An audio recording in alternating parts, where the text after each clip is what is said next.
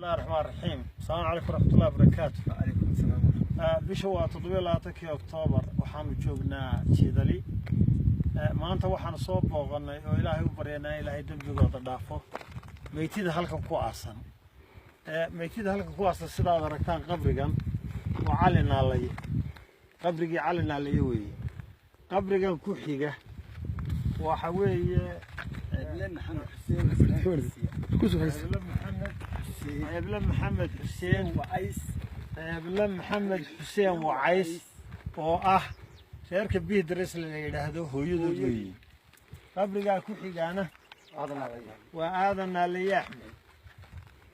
ali axmed iyo qabriga saddexaad kan kale qabriga kalena waa cigaal cali naalay qabriga kalena waa cabdalla naalay axmed waa farabadan yihiin laakiin inta ilaa iyo hadda aanu aqoonsanay ee naloo sheegay waa sidaa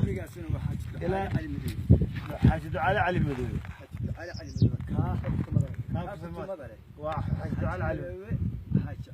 علي مدوي اللهم نحرس تبقى الله ضاف دغنا الله ضاف إلهي سبحانه وتعالى جنة الفردوس هينا كل فاتحة بسم الله الرحمن الرحيم. بسم الله الرحمن الرحيم.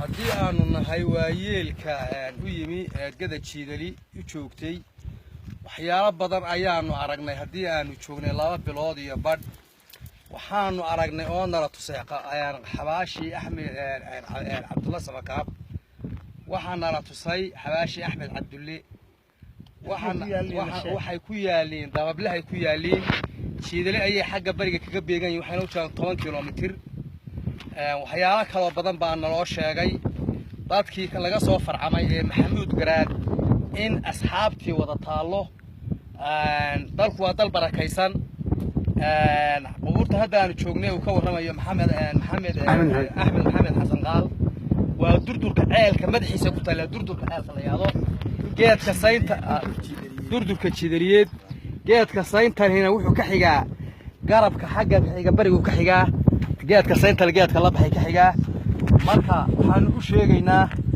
ilaahay ha u naxariisto wixii dhintay maantaan masaafada ilaahay ha nooga daba naxariisto waalidadka ay ka soo facmeen waxaan u sheegaynaa in ay tahay waajib la siyaasado xabaalaha waalidiinta la siyaasado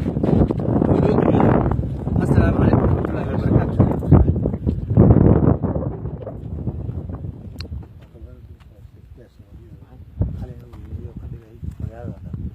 هذا نيري أنا قرر معي